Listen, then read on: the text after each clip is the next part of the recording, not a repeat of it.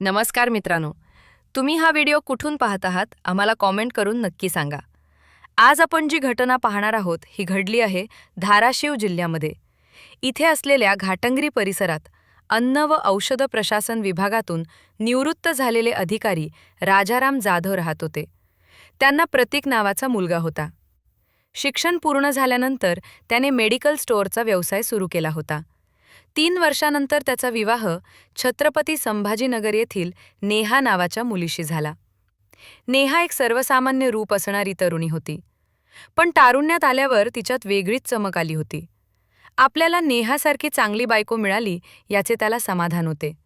त्याने तिला मोकळीक दिली होती. संसार सुखात चालला होता. दरम्यान या जोडीला 2 आपत्ते झाली. आपल्या संसाराची गाडी रुळावर आहे असे समजून तो प्रत्येक कामावर लक्ष देत होता. दिवसभर तो दुकानात असे. औषधांचे दुकान म्हणजे अत्यावश्यक सेवा असल्याने त्याला सकाळपासून संध्याकाळपर्यंत दुकान सुरू ठेवावे लागत होते. साहजिकच त्याचे सारे लक्ष दुकान आणि व्यवसाय यावर केंद्रित झाले होते. त्याच्या दुकानात औषधे घेऊन एक तरुण येत होता. त्याचे नाव होते आयुष काळभोर. आयुष हा त्याच शहरातच राहत होता. औषधे देण्याच्या निमित्ताने त्याचे प्रतीकच्या दुकानात नेहमीच येणे जाणे होते. दोघे एकाच वयाचे असल्याने हळूहळू त्या दोघांमध्ये मैत्री झाली. त्यामुळे तो नेहमीच प्रतीकच्या दुकानात थांबत होता, तर प्रतीक काही वेळा नेहाला दुकानात घेऊन येत असे. काही काम असेल तर तिला दुकानात थांबून तो काम करण्यासाठी जात होता. यातूनच आयुष आणि नेहाची ओळख झाली. आयुष हा बोलण्यात तरबेज होता. नेहा एकटी असेल तेव्हा तर तो तिला गप्पामध्ये अक्षरशः गुंतवून ठेवू लागला.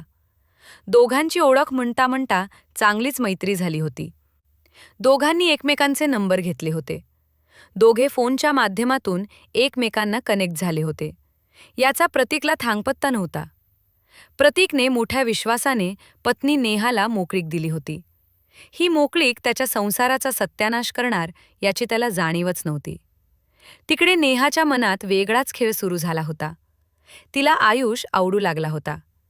त्याचे दुसरे कारण म्हणजे संधी मिळेल तेव्हा आयुष तिला फोन करत होता. तिच्याशी गोड गोड बोलत होता आणि बोलता बोलता तो तिच्याशी प्रेमाच्या गोष्टी करू लागला. तिलाही ते आवडू लागले. ती लाडात येऊन त्याच्याशी बोलू लागली. दोघांचे बोलणे वाढले.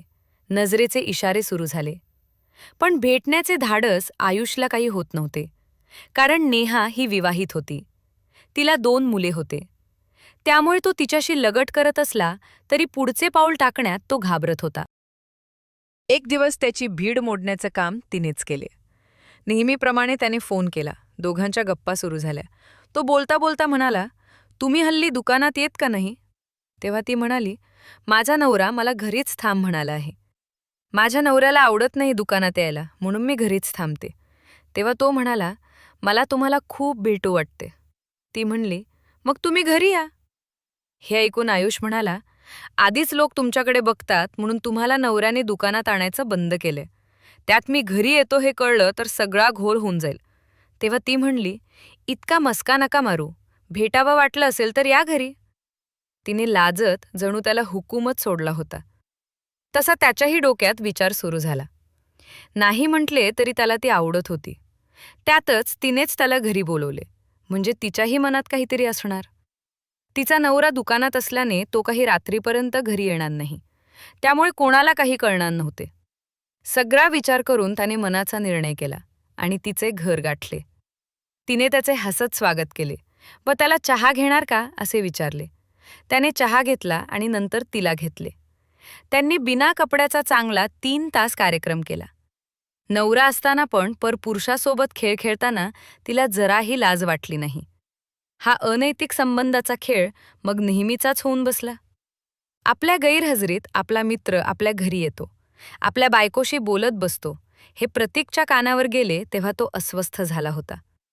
तिला मोकळीक दिली, मित्राची ओळख करून दिली, ही आपली चूक झाली असे त्याला वाटू लागले. पण यावर उपाय काय हे मात्र त्याला समजत नव्हते. तो निराश राहू लागला होता. त्याचे दुकानात मन लागत नव्हते. तो दुकानात असला तरी त्याचे सारे लक्ष घरीच असे. त्यामुळे तो कधीही दुकान बंद करून घरी येऊ लागला. दिवसभर घरात थांबू लागला. याचा परिणाम व्यवसायावर झाला होता. त्याच्या डोक्यावर कर्ज वाढू लागले होते. दुसरीकडे तो नेहमीच घरात थांबू लागल्याने आयुषचे घरी येणे बंद झाले. त्यातूनही तो कधी घरी आला तरी एकमेकाला बघण्याशिवाय त्याला काही करता येत नव्हते. त्या दोघांनाही आता विरह सहन होत नव्हता. त्या दोघांच्या प्रेमात आता तिचा नवरा प्रतीक अडसर ठरत होता. त्यामुळे हा अडसर दूर कसा करावा यासाठी नेहा आणि आयुष विचार करू लागले.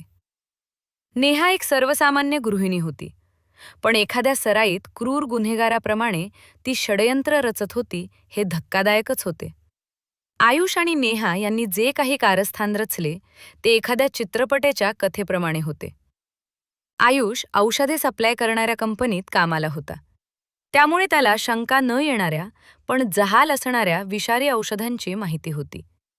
या माहितीचा वापर करून प्रतीकचा काटा काढायचा असे नियोजन नेहाने आणि आयुषने केले होते. इतके नाही तर प्रतीकवर कर्ज झाले आहे याचा वापर करून घ्यायचा असे त्यांनी ठरवले. प्रतीकला ठार मारायचे, त्याच्या मृतदेहाची विल्हेवाट लावायची आणि नंतर तो कर्जाने निराश होऊन फरार झाला असा बनाव करायचा, असे त्या दोघांनी पक्के केले. सारे नियोजन झाल्यानंतर ते दोघे कामाला लागले.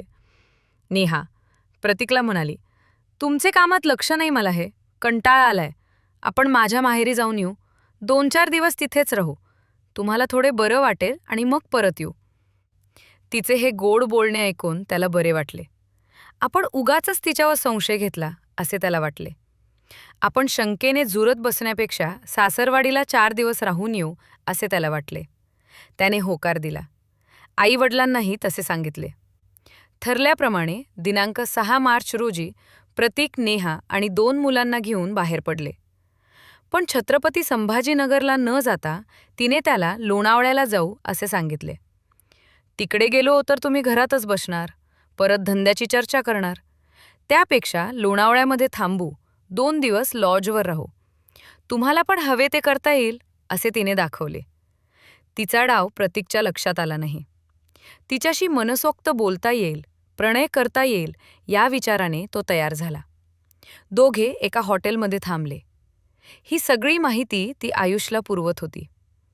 आयुष काही वेळातच येऊन त्या लॉजमध्ये थांबला. रात्री जेवणखाणे आटपून नेहा आणि प्रतीक रूममध्ये गेले. मुले अजून जागी असल्याने ते दोघे गप्पा मारत बसले होते. बोलता बोलता तिने त्याला थंड पाणी पिण्यास दिले. त्याने ते पाणी पिले. काही वेळातच त्याला अस्वस्थ वाटू लागले, कारण तिने त्याला जे पाणी दिले होते त्यामध्ये तिने विषारी औषध मिसळले होते. त्या विषाने रंग दाखवायला सुरुवात केली हे तिने आयुषला कळवले. तेव्हा त्याने तिला काही काळ थांबण्यास सांगितले, कारण विष भिनल्याशिवाय त्याचा जीव जाणार नव्हता. जेव्हा तो वाचू शकला नाही याची खात्री झाली तसा तो तिच्या खोलीत आला. त्याने प्रतीकचा अंदाज घेतला. प्रतीक आता जगात नाही याची त्याला खात्री पटली. त्यानंतर त्याने ॲम्ब्युलन्सला फोन केला. काही वेळातच ॲम्ब्युलन्स आली. ॲम्ब्युलन्समध्ये प्रतीकला घालून नेहा आणि आयुष मुलांसह लॉजमधून बाहेर पडले. दरम्यान वाटेतच प्रतीकचा मृत्यू झाला. ॲम्ब्युलन्स चालकाजवळ बसून आयुषने त्याला जाळ्यात ओढले. प्रतीक माझा भाऊ आहे, त्याला अचानक काहीतरी झाले असे तो चालकाला सांगत होता. तर मागे बसलेल्या नेहाने आक्रोश सुरू केला होता. तेव्हा चालकाने ॲम्ब्युलन्स थांबवली. मागे जाऊन पाहिले तर प्रतीकची प्राणज्योत मालवली होती. आयुष ही रडू लागला होता. आता दवाखान्यात गेलो तर माझ्या भावाची चिरफाड होणार, खूप वेळ लागणार असे तो म्हणू लागला. तुम्ही आम्हाला थोडी मदत करा आणि आम्हाला थेट स्मशानभूमीत पोचवा. तिथे मी माझ्या भावावर अंत्यसंस्कार करतो असे आयुष ॲम्ब्युलन्स चालकाला म्हणू लागला. सुरुवातीला यासाठी नकार देणारा चालक नंतर मात्र पैसे बघितल्यावर तयार झाला. मुळातच ॲम्ब्युलन्समधून प्रतीकला घेऊन येणारे त्याला दवाखान्यात न नेता स्मशानभूमीत नेत होते, म्हणजे काही अडचण येणार नाही असे चालकाला वाटले. त्याने तो मृतदेह स्मशानभूमीत पोहोच केला. तिथे मृत व्यक्तीचा भाऊ आणि पत्नी, मुले असल्याचे त्यांनी सांगितले. तसेच अचानक हार्ट अटॅक येऊन मृत्यू झाल्याचे सांगितले आणि त्यांनी अंत्यसंस्कार उरकून घेतले. आता प्रतीकचा अडसर दूर झाला होता. तिथून ते निघाले आणि दुसऱ्या हॉटेलवर येऊन थांबले. 5-6 दिवस मौजमजा करून नेहा दिनांक 12 मार्च रोजी सासरी परतली. तिच्या सासऱ्यांनी प्रतीकबद्दल विचारले तेव्हा तिनं सांगितले त्यांचा अपघात झाला असून तो दवाखान्यात आहे.